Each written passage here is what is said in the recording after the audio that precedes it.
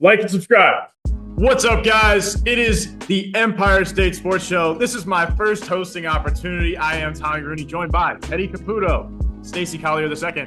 It's an honor to be here with you today. And so let's just jump right in, guys. Yeah. Our top level today is the Knicks playoff opponent, the Pistons.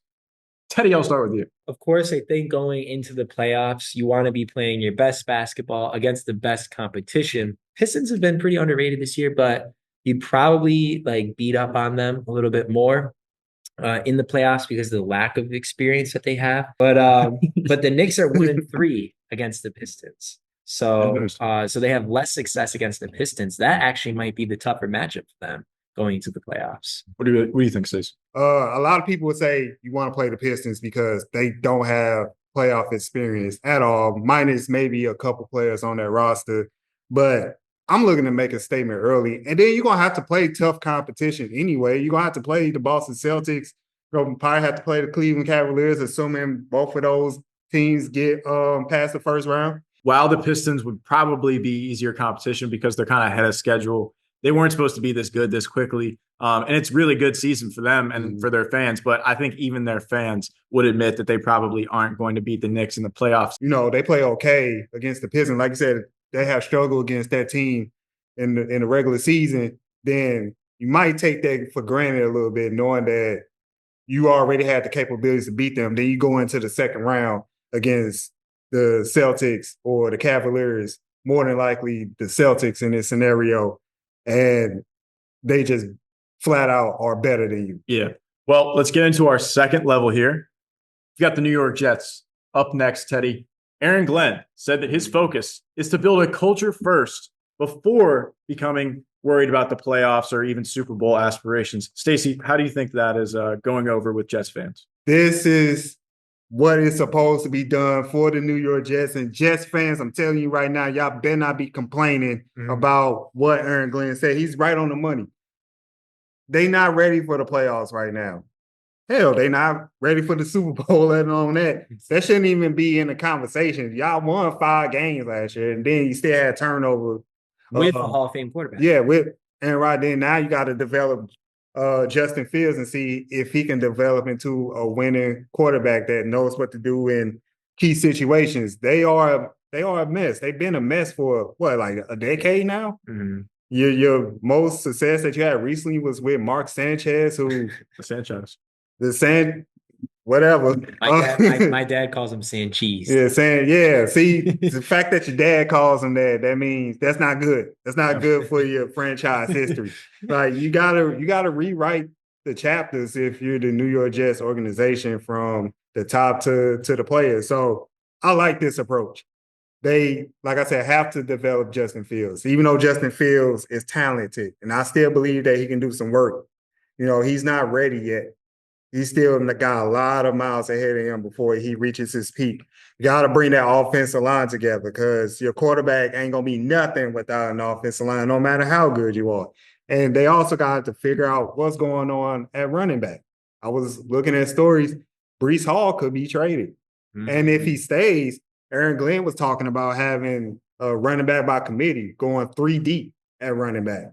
Because you like Allen at running back, right? Well, bring him up a few times. Yeah, I mean, he played decently last year, and they used him in tandem with Breece Hall. Right. So, I mean, I'm assuming if Breece Hall gets traded, he'd be the number 1 guy. But yeah, and I think Breece Hall is a borderline feature back on the NFL roster. So, I also saw rumors that if they trade Breece Hall, it's because they're going to take Ashton Jensen.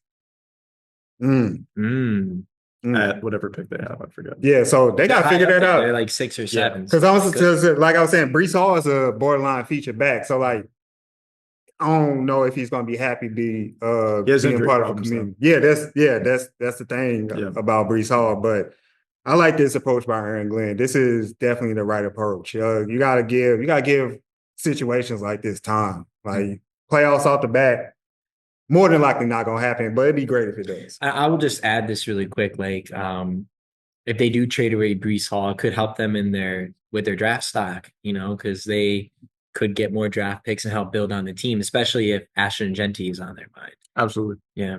But to answer your question, Tommy, I definitely think that it is the right approach as well. I have to agree with you, Stacey.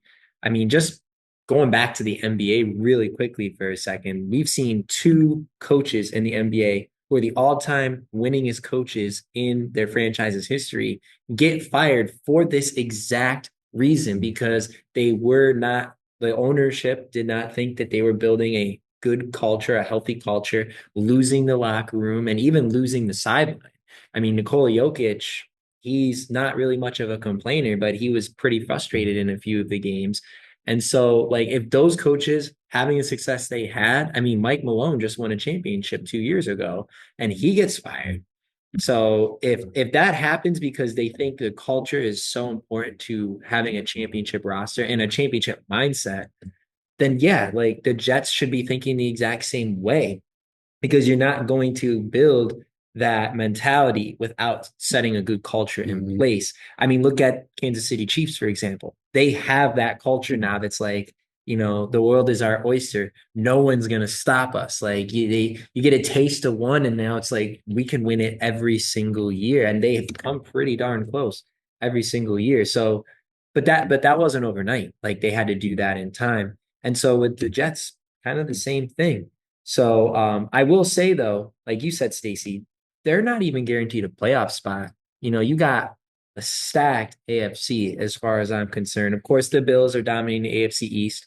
The Dolphins with a healthy Tua are always in contention. And then don't forget about the Chargers, Broncos, and Steelers who made it last year. The Bengals were very close. And now even perhaps the Raiders. Patriots too. The Patriots too, right? Like, but even the Raiders, like with all the coaching changes, Pete Carroll being brought in with playoff and veteran experience, it'll be a long road for the Jets, so they should be happy with that statement. Yeah, and I was about to bring that up too. When you talking about the Kansas City Chiefs, every team in the NFL that's won the Super Bowl recently or had success long term has a culture, has an identity. We're talking about the Chiefs, the Eagles, my Rams. They all got a culture. They got a certain standard that every player has to meet on their roster. Every coach has to meet on the sideline. So that's what the Jets need going forward. I think the culture is vital to have Super Bowl success. Everybody likes having a nice house, right? Yeah. You guys agree with that? Of course. What do you need to have a nice house? A foundation. Yeah. Exactly. And that's what the Aaron Glenn comment is kind of saying to me, is that they have to build that foundation before they want to talk about building a nice house, because you're not going to get anywhere. Like they tried to take the fast way there with getting Aaron Rodgers, getting Devontae Adams. Like they're like, all right, we're going to become contenders right away. And it didn't work out. We've seen that work out with, Tom Brady going to the Bucs and Peyton Manning going to the Broncos back in the day, but sometimes it doesn't work out.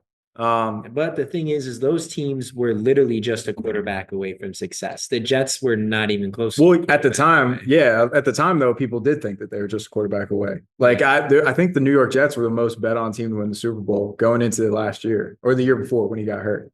But regardless, this comment is exactly what Dan Campbell did. He built a culture in Detroit, our lifetime's most losing team other than the Browns. Shout out the Browns. The Lions have been a joke our entire life.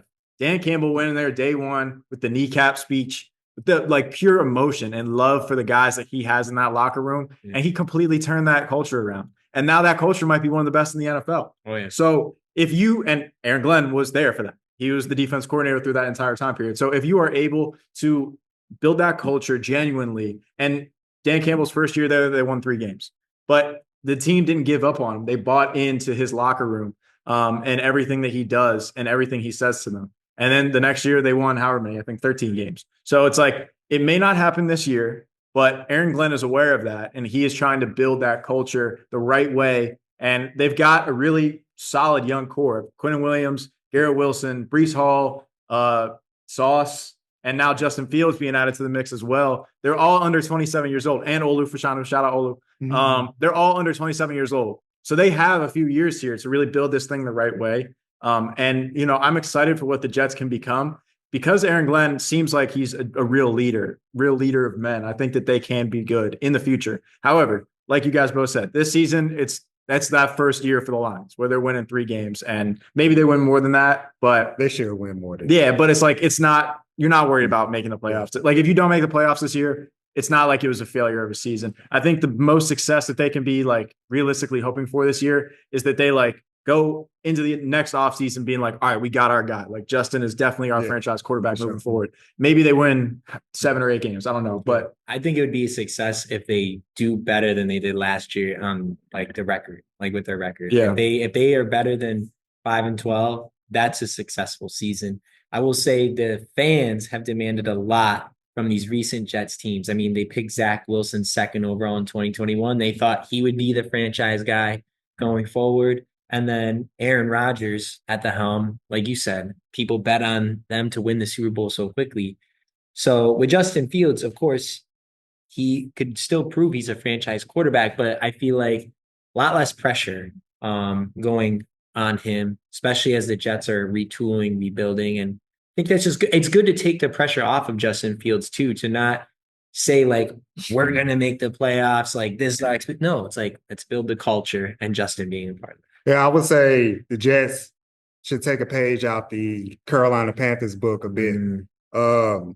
Not necessarily judge the season by wins or losses, but by progression of players. And if you are competitive in games, like, I mean, they're not going to be favored in most of the games that they play against other opponents, especially the Buffalo Bills, for instance. But if you like have like a close game with the Bills, who are a Super Bowl caliber team, then that just tells me a lot that you're improving. Then everybody's working on learning how to win. So I think that should be the measuring stick for next season. I agree.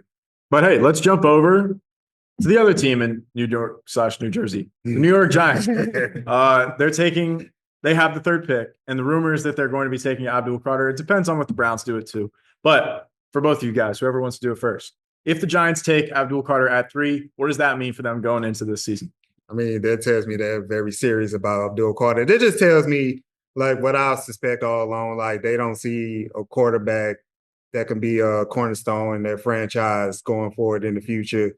And they're going to take a quarterback maybe like 2nd or 3rd round. We hearing things about Jalen Milrose climbing up the boards, Tyler Show. Yeah. It's weird how it's. Yeah. But the guy from Louisville. Yeah. I ain't want to say guy from Louisville and try to respect him a little bit, but he's climbing up there. We hearing things about Jackson Dart. Jackson Dart actually visited the New York Giants, so I had a conversation. That just tells me that they don't believe in the quarterback and they want somebody that can contribute right away and not going to be a project that you probably won't have to wait a few years on like you would Shedeur Sanders or even Cam Wharton. Abdul Carter has been almost a consistent number 1 overall prospect since his name was entered in the draft. And they want somebody that can come in, make an impact right away, bolster up their defense, put them on the other side of Kayvon Thibodeau, who, although has gone through injury problems, is still talented at that linebacker spot. And they also want to roll the dice with their veterans that they have right now. I was looking at their transaction history for this spring. They re-signed a lot of their players from last year, which tells me that they want continuity going to the season. So I don't think they want too much of a young youth direction, but they want to have their 1st overall pick come in right away and contribute to the team. And make an impact for sure. I will say that, like, I've always been saying the last couple of weeks of this show that the Browns, for me, it's like a no-brainer. They should get Abdul Carter to put him on the other side of Myles Garrett. But if the Giants are having talks with them and like they're very serious about picking Abdul Carter, it tells me 2 things. It tells me that the Browns are not very serious in Carter and that they're very serious in Travis Hunter, because Carter, I mean, like I said, I think he'd be the easy number 2 to put him alongside Myles Garrett, but it sounds like he'll be there on the board. What it also tells me is that Shedeur Sanders just keeps falling off the board. I mean, we saw a report that we shared with you, or I think Stacy shared it earlier this week, about the Steelers visiting Shedeur Sanders. And what pick do the Steelers have? They're like 21. So that tells me a lot of people think that Shedeur Sanders is going to fall that low, and he was projected to go as high as 3 to the Giants. So what that's saying is like, yeah, there's not a lot of faith in this quarterback class. And the Giants may wait another season or two to get a guy like Arch Manning, who we've talked a lot about. So that's what it tells me. And in terms of how he will contribute, yeah, Kayvon Thibodeau on the other side, I think Abdul Carter's presence is only going to help Kayvon Thibodeau. They definitely need help with rushing defense, which I think though his presence along the other side might even help the guys on the inside too. They were 27th in rushing defense last year. They were better with passing defense yards wise, but were second to last in interceptions in the league and 30th in quarterback rating, 103.1. So they just were not putting as much pressure on the quarterback as they need to put on. This addition, I think, is going to help them tremendously in doing that. I want to comment right quick on this quarterback class. I see some people compare it to the class where you had Kenny Pickett, Malik Willis highlighting that class. I think this quarterback class is better than that class, but I also feel like Jaden Daniels and CJ Stroud rookie year have reset the standard for sure for quarterbacks, and I don't think none of these quarterbacks meets that standard. Right now. I will say this though, Shedeur Sanders going to the Giants, he's not going to be successful. Like I don't think, at least like at all. No. Like he wouldn't put up a season like Jaden Daniels. I don't think, because it seems like the Commanders, yeah, they were pretty bad the year before, but it seems like they were figuring things out and they added a lot of good pieces around Jaden Daniels. I haven't seen the Giants do the same exact thing on, the offensive side. Maybe I'm wrong because, you do have an offensive mind in Brian Dable. However, I will say Shedeur Sanders going to the Steelers, that actually might be a really good situation for him because of, again, we're talking about culture. Mike Tomlin has instilled a culture there in Pittsburgh where they haven't had a losing season in like basically the whole time he's been there. So I think that's a way better fit for Shedeur. All right. Well, I have a lot of thoughts on this. I'll address the Shedeur thing first. I do think that it's interesting, and it's not just a Shedeur thing. This happens every year where guys' stock will like fluctuate this close to the draft for like no reason. Like, there obviously is a reason behind the scenes that we don't know, being on not in, NFL draft rooms, but like Shedeur hasn't played since December.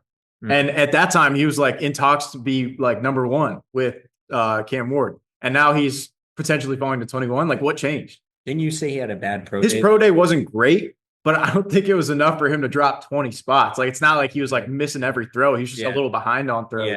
And he's a raw prospect regardless. Like he's been a raw prospect. Like we knew that about him going in. His offensive line was obviously bad. That's like something that everybody knows, which is why he kind of held onto the ball a lot. That's why a lot of the passes that he completed were screen passes and short passes. So those are like the knocks on him. But I think that he's very like raw prospect with probably the highest ceiling of anybody in this draft. Cam Ward, I think it's like a huge wild card with Cam Ward. Like I don't love him as a prospect. There was a lot of tight games this year with Miami where they should have been dominating teams like Cal and Virginia Tech and somebody else they barely beat. I think that, and he blew a 30-point lead to Syracuse. But again, I do think that the Giants taking Abdul Carter here are getting a franchise building block piece. He's everything you can look for in a prospect at the defensive end edge rusher position. He's got more length than Micah Parsons as well. And my point, though, that I'm trying to make here, when you look at Myles Garrett, when you look at Micah Parsons, when you look at TJ Watt, they are all like top of the game. Like that's the S tier of edge rushers in the NFL. They are game-wrecking type guys where they can completely shut an offense down and like have 2 fumbles in a game, 2 fumble recoveries in a game, like 5 sacks. Like all 3 of those guys are capable of doing that, and they have done it. However, if your offense just goes right back on the field and goes 3 and out, which is what the Steelers have been dealing with for the last few years, your defense can be stopping them every time. But if your offense isn't putting up any points, then you're in a field goal battle. And when you look at the Steelers, they had Russ last year as the quarterback. Now with the Giants, they were never a true contending team, even though they had one of the best pass rushers in the NFL, in my opinion, the best. When you look at the Dallas Cowboys, their problem has been that Dak can't stay healthy. And even when he does stay healthy, they can't win in the playoffs. They always have to playoff collapse. Same thing with Myles Garrett. He requested a trade because he knew that the Browns didn't have a legitimate chance. So when you talk about like the Giants' future, he could be like on that level of TJ Watt, Myles Garrett, Micah Parsons, that doesn't mean the team's going to be able to do anything. Like, it doesn't mean they're a true contender. It means that they have a great franchise piece, but you still got to address the quarterback position eventually. Maybe you don't love Shedeur Sanders, and there are rumors that the Giants are going to take Jalen Milroe at the beginning of the second round if he's there, and I think that would be smart. I think that that's somebody that Russ could teach, and he could sit for a year behind Russ and Jameis and learn a lot. And I think that he also may have just as high of a ceiling as Shedeur. He probably has the lowest floor in the draft as well. Sure. His lowlights are bad, but he has the raw athletic ability. And he reminds me a lot of like Lamar, Jalen Hurts situation where people are talking about should he switch positions, but he's this crazy athletic guy. So you just gotta, sometimes you miss, sometimes you hit on those. But I think that they should take a quarterback at some point in this draft. Oh, for sure. Whether it be Jalen Milroe, whether it be Kyle McCord or Tyler Shuck or whoever it may be. Or Jackson Dart. I don't like Jackson Dart. I wouldn't take him. No offense. Maybe I'm wrong. Could be. Very well. It's all a guessing game. But I think that they should take a quarterback probably in the second round. They have like the first or second pick in the second round. Yeah. But I think that you take Abdul Carter because I do think, especially with the signing today of Joe Flacco going to Cleveland, I think the Browns are taking Travis Hunter. So. Yeah, that sounds like to me. I do want to clarify. I don't think they don't believe a quarterback in this draft to be a franchise quarterback or developer. I don't think they believe enough to use their third overall pick on a quarterback. No. Like, I've been on that train. Like I was saying before, I think these quarterbacks are like close to each other as far as like ability and what's their ceiling in the NFL. Maybe Jalen Milroe has the lowest floor, but as far as like what level they can reach, I think they all in that same tier. No, I completely agree with you, Stacey, because that's no knock on Shedeur. Like, I think he is a great athlete and great quarterback. I think he can do a lot of damage in the NFL. But teams aren't willing to make that risk that high up in the draft. So, and your comment on Jalen Milroe as well, I think that's actually valid because Lamar Jackson, I'm surprised at how far down he dropped in that draft. I mean, the Cardinals picked Josh Rosen with the 10th pick. That broke my heart. Steelers took Terrell Edmonds, who I'm sure you guys don't even know who that is. I know who he is. His brother is a lot better than him. Oh, yeah. Brother. I know his brother because he played for the Bills, right? Exactly. Yeah. But that's the thing is, like, where's Josh Rosen now? I don't know. Exactly. You don't know where Josh Rosen is now. We could have had somebody like Lamar Jackson at the 10th pick, and we let him go. Did you guys take Kyler the year after that? Yeah, I think so. First pick? Which is crazy because we drafted a quarterback with our first pick, and then we went and drafted another. So my point is Jalen Milroe falling that low, like, people could be sleeping on him. You never know. And, Malik Willis fell to like the second or third round. Which I still can't believe. And, the jury's still out on him. He was 2-0 this year as a starter for the Packers and looked a lot better. Yeah. When he was on the Titans, he did not look good. But this year, he looked like he improved a lot. I don't know what the hell. I know we going off script here. I don't know what the hell the Titans were thinking. Like, they ain't even give him a chance. They didn't give Will Levis a chance either. That's what I'm saying. Like, more of a chance. They've given him more. Because Ryan Tannehill's been this. I'm saying, like, Malik Willis, they ain't give him a shot at all. They just must have not had any belief in him after. Which how could he better than Will Levis? I don't know. I don't know if anybody. I thought the Steelers should have took him. Malik Willis. I would have rather us taken him than Kenny. Yeah. But they were in love with Kenny. He was in the same building playing at Pitt. And Kenny was great in college. Like, it just like it fell apart, unfortunately. But we'll see him this year with the Browns. So well, he's got to compete now with Joe Flacco. Yeah. I mean, and Joe Flacco, last time he played for the Browns, I mean, wasn't like amazing and stellar, but they made the playoffs. He's won a Super Bowl. Best Browns quarterback since Baker. Yeah, exactly. So just wild. Mm-hmm. But Stacey, how about this really quick, just before we get out of here, your Rams, say Shedeur is still on the board there at 26, right? For the Rams. Yeah. You taking Shedeur at 26? I feel like I wouldn't mind it because we do need to establish some sort of future at quarterback. I mean, Matt Stafford, 39. Yeah, I'm crying about that on the inside. And Jimmy Garoppolo just also like 38, 39. Well, he's not that old, but I mean, he's old. He's in his 30s. He's in his 30s. He's only good for like a 4-game stretch. Yeah, I don't want him the whole season, but I think that's like a low risk, high reward type of situation, which I don't mind. Would you rather Yeah, take at all. Jackson Dart or Shador? I'll take either one, to be honest. Really? Yeah. Like I said, it's not that I don't see much of a difference Yeah. between the two besides marketability. So yeah, I'll be fine with that. I wouldn't mind. But Jimmy Garoppolo has played well with good franchises around him. He Like, can't stay healthy. That's his Yeah, right. can't stay Like healthy. with the 49ers were stacked when he took them to the Super Bowl. And maybe I'm wrong here, but the Rams kind of have a similar situation. They're stacked on offense and their defense is pretty solid too. So like, I don't know if Jimmy is the answer going forward, but like, No, he's not. God forbid something happens to Matt Stafford. Like they have I'll a tell good you what, season. Who I didn't knows? think He about could- this. He could lead them. I didn't think about this before. If I was the Steelers, I would trade a 6th-round pick right now for Garoppolo today. Like I don't Really? know if how the Aaron Rodgers thing. Well, what happened with Mason Rudolph? Remember that? Yeah. We need another quarterback on the roster. Like just to fill out a roster, we literally only have Mason right now. So you need at least one more. I thought that there was potential that we may sign Joe Flacco as well, just to have a backup. I think that if it's between Garoppolo and Mason, they'll have like a camp battle, and whoever performs better would win. But I think that Garoppolo would be a guy that could come in and compete, at least be a Well, I'm starter. gonna tell you right now, I'm a very greedy guy. So I mean, you can't ask for a lot for a backup. I'm just saying. Well, I got two quick questions for you. One, who's winning the quarterback battle between Mason Rudolph and Jimmy Garoppolo? That's the first question. I don't know. I mean, it depends what you have to give up to get Garoppolo. If you get him for like a 7th-round pick, then it's not that much capital invested, so you don't really feel like you have to start him. But if you trade him for like a 5th, then you might feel like you have to start him. Maybe a 4th. I don't know what his market price would be. I don't know how much you guys are paying him either. But He's if on, like, they a have to backup go contract. to there's an open quarterback competition for the starting spot. Mason Rudolph, Jimmy Garoppolo. Yeah, You think it's over Jimmy? Jimmy. You think Jimmy's taking it? In my opinion, I think Jimmy would be better off, but I know that they like Mason a lot. Mason took us to the playoffs 2 years ago, and I don't think that he got a fair shot in Tennessee, like we were just talking about with Will Levis and Malik Willis. Tennessee's going to be bad no matter what, so you can't really judge like playing on the Titans at the quarterback position at least.